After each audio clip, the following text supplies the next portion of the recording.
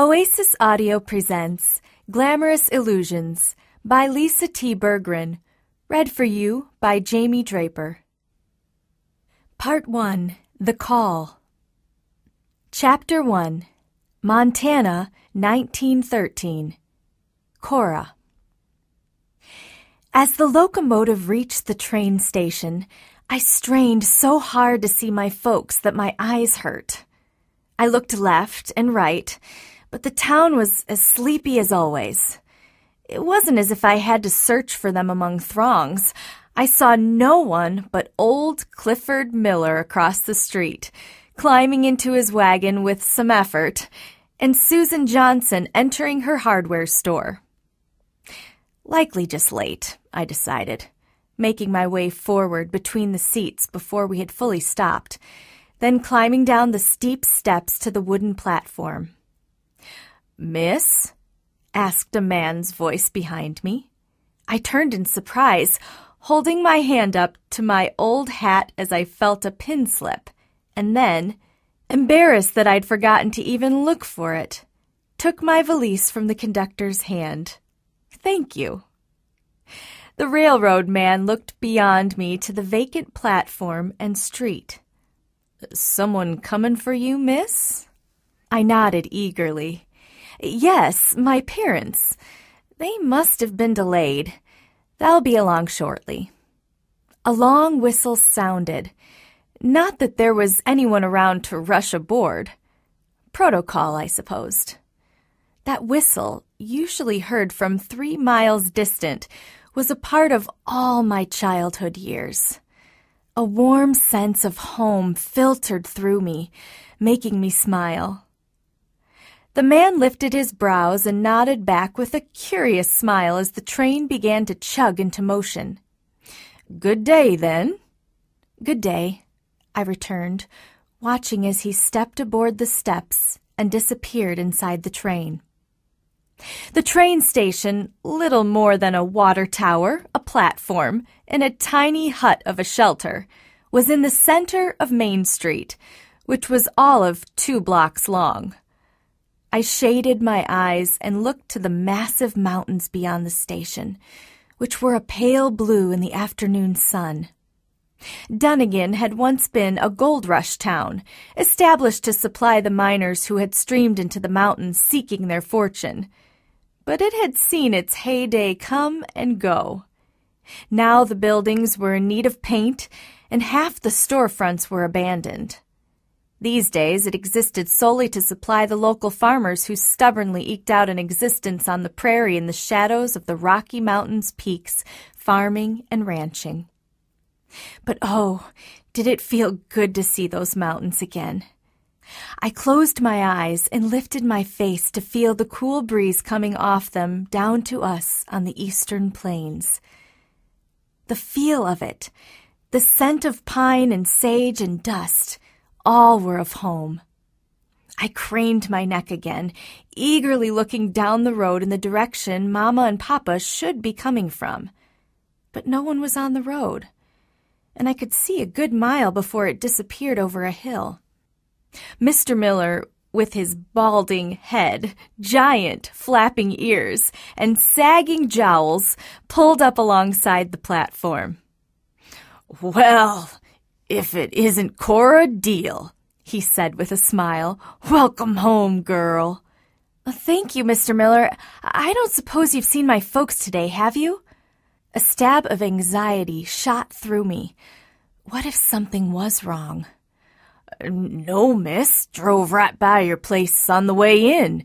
Didn't see hide nor hair of 'em. But I can take you out." He nodded toward the foothills in the direction of home. "Oh, that's all right," I said. I could walk the 3 miles faster than Clifford Miller's old mare could haul us. "Nonsense, girl, I'll take you. And if we meet your folks on the road, then that's less time on the road for them." "Oh, Mr. Miller, I don't wish to burden your mare." Come, he said, waving me forward. "If old Star can haul hay, she can haul a bit of a girl like you. Unless that valise is full of bricks." Even though his tone was gruff, his watery eyes twinkled. I smiled. I was hardly a bit of a girl. I was a woman grown. But I supposed my old neighbor would always see me as the 5-year-old who would come to call uninvited and trail him around his homestead. As long as you're certain it's no imposition. Imposition? Pshaw, just being neighborly. Did they not teach you that in teacher college?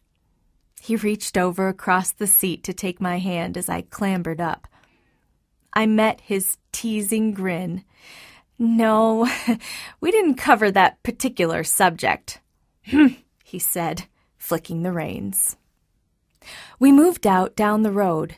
Mr. Jennings, the saddler, came outside to sweep his front stoop and waved as we went by. Welcome home, Cora. Thanks, Mr. Jennings. See you soon. Hope so. You stop by and tell me all about that teacher college, all right? I will. I didn't know what was keeping my folks, but it didn't really matter. I felt welcomed already. The welcome sight of sleepy Main Street, the warm, dry wind as it swept dust across the road, the cheery red barns and tidy fence posts. After the busy bustle and noise of the city, the quiet and normalcy of the long summer stretching before me felt peaceful, like a blanket settling in around my shoulders, urging me into a porch swing. So I take it that normal school over there in Dillon still suits you, Mr. Miller said. Oh, it's wonderful, I said. I've learned a great deal. 2 more years and I can teach anywhere in the state. Should come home. Settle down with Lori Kramer. I lifted my brows. Isn't Lori Kramer seeing Louisa Anderson? I said politely. Not that I really cared. Lori Kramer was a nice boy, quiet, hardworking, but all he ever thought about, all he ever wanted to think about, was farming. In the last year, I'd decided I loved learning. It fed me, expanded me, shaped me. I'd be eager to return to school come fall, and I knew I needed a man who longed for the same. Ach, he doesn't care about Louisa. He's always had an eye for you. Mr. Miller gave me a sidelong glance, and I smiled. While I couldn't help but find Laurie's attention flattering, I didn't want him to set his cap for me, because he and I would never be more than friends. We just weren't well matched. Mr. Miller and I chattered on about his rheumatism, the strange, dry winter followed by the dry spring, the shortage of spring lambs, calves, and foals. Wind started in January, he said, and hasn't let up yet. In all my years on the farm, I could only remember 1 year when my papa was happy with how much rain we'd had. When it came, how long it lasted. Every other year, it was the common refrain of every farmer I knew, if only the weather. But even in Dillon, we'd noted the uncommonly warm winter, the lack of snow at Christmas. Papa would likely be fretting, too.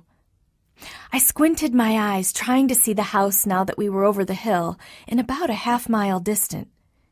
The wind was gathering in strength as we neared the mountains, sending waves of dust across our path.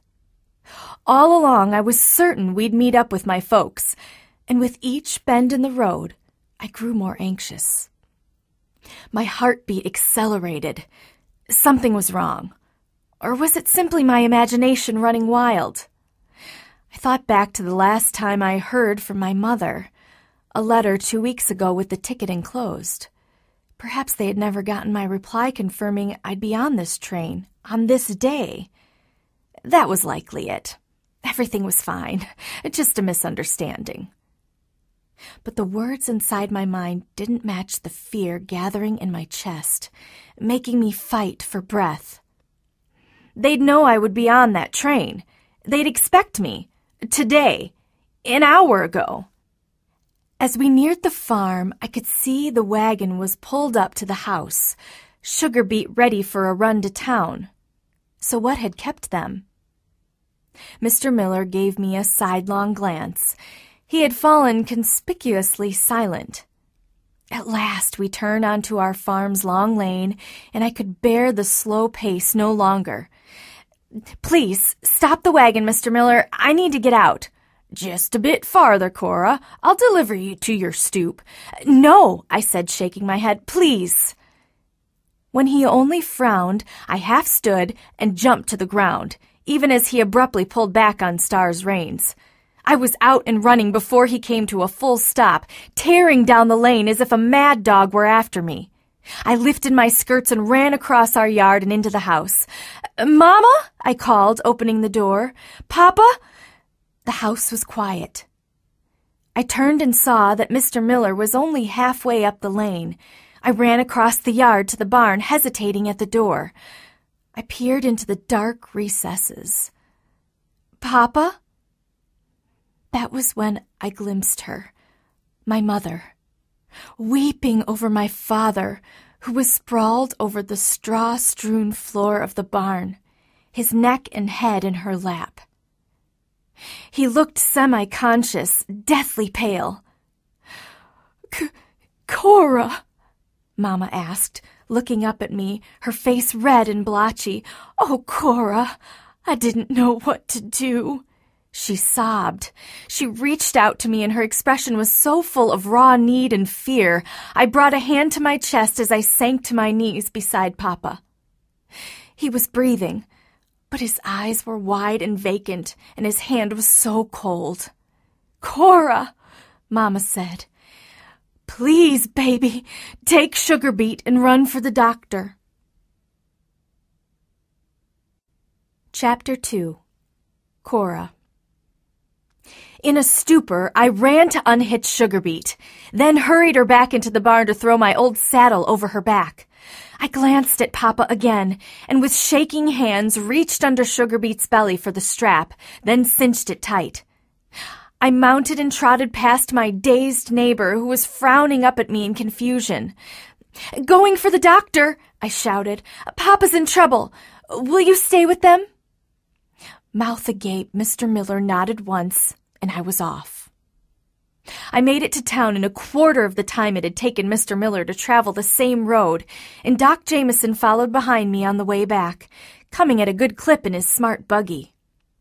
By the time he reached us, Mama and I'd managed to get Papa on top of a blanket.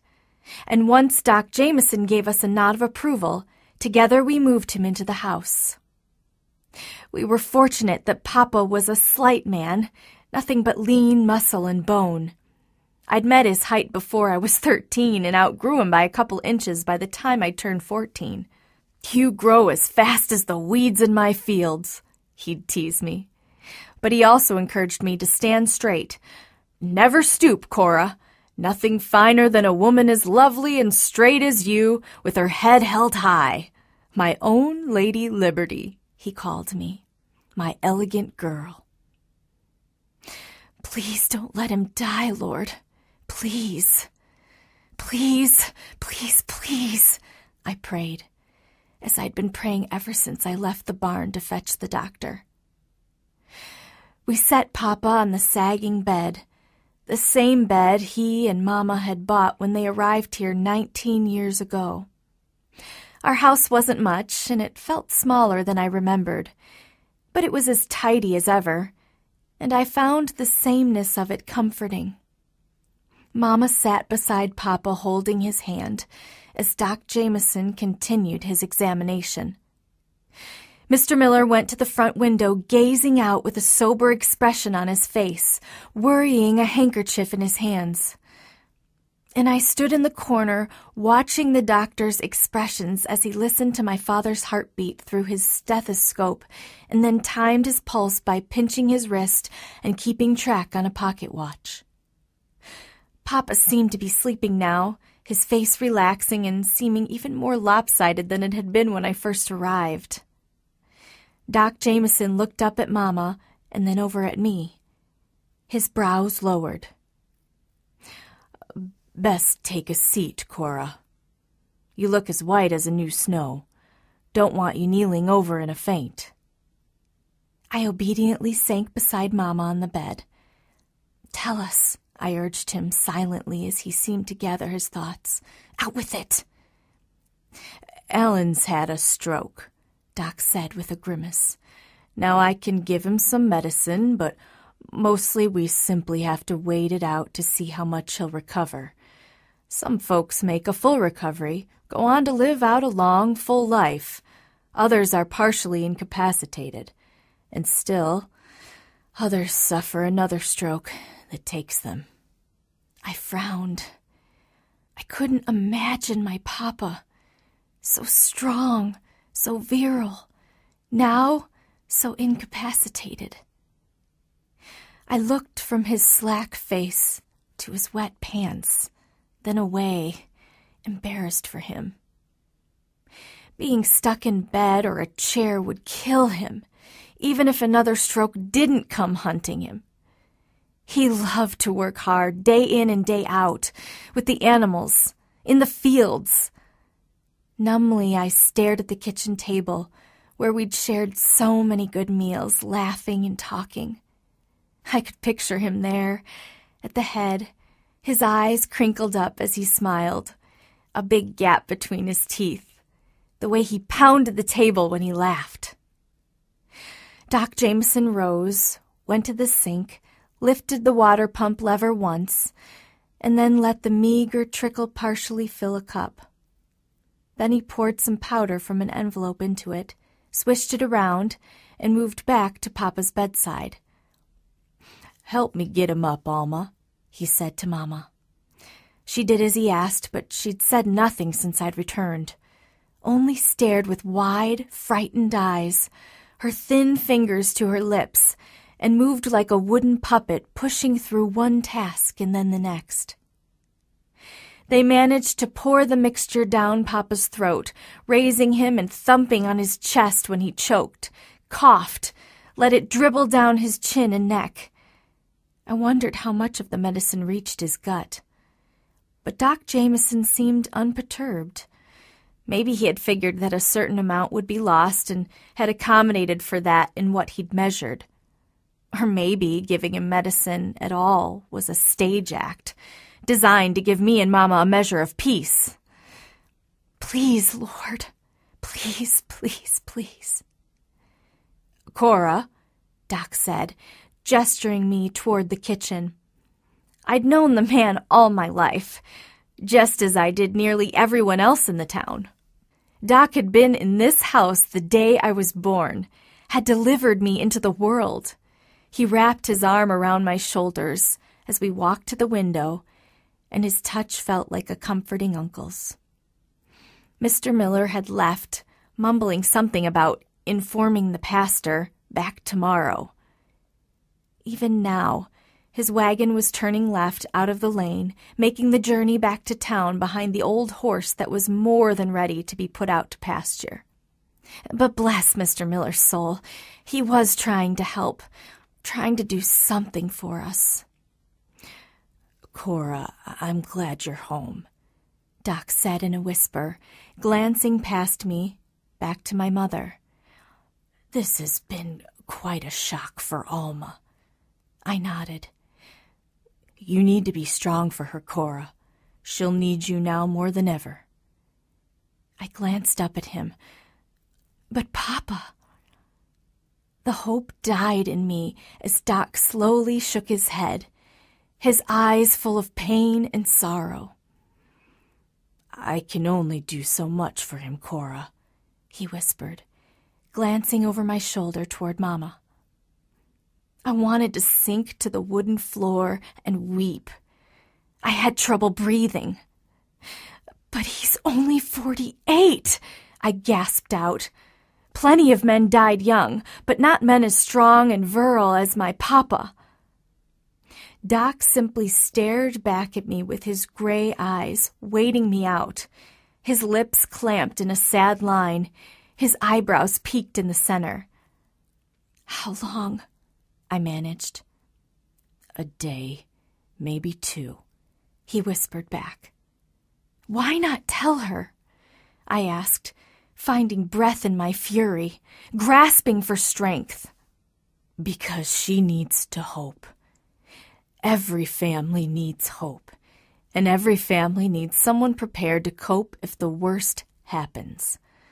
I'm sorry, Cora, he said, dropping his arm from my shoulders and turning to face me. But you have to be that one. I hate to burden you so, but you're a woman grown now. Yes, I admitted, suddenly wishing I was 8 again.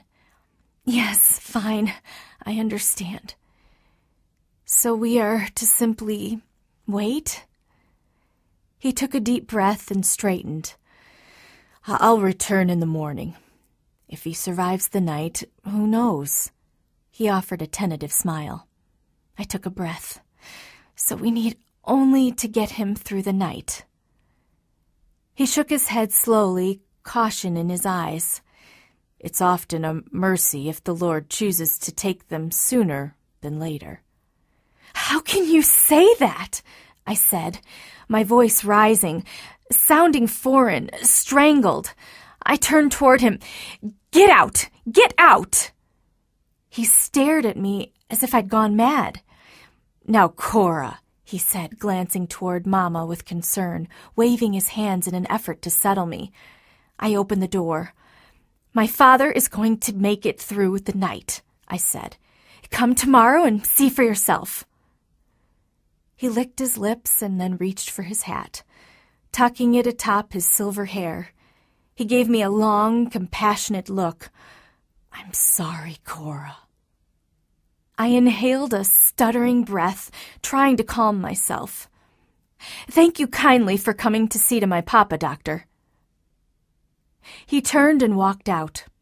I quietly shut the door behind him, resting my head against it. I felt the wave of strength leave me as soon as he was gone, leaving me feeling weak-kneed and empty. Please, Lord, please, please, please. Cora, Mama said softly, what did he tell you? I turned toward her, holding the cool metal knob of the front door behind me as if it would hold me upright. We need to pray especially hard for Papa tonight, Mama. If we can get him through the night. My voice cracked, and I brought my hand around my belly, the other to my mouth. Then I swallowed back the lump in my throat and stood straight. I forced a small smile to my face. When we see the sun, he'll be through the worst of it. She knew I was lying, at least in part, that I was protecting her. But she didn't seem to have the strength to do anything but to cling to hope, just as Doc Jameson had predicted.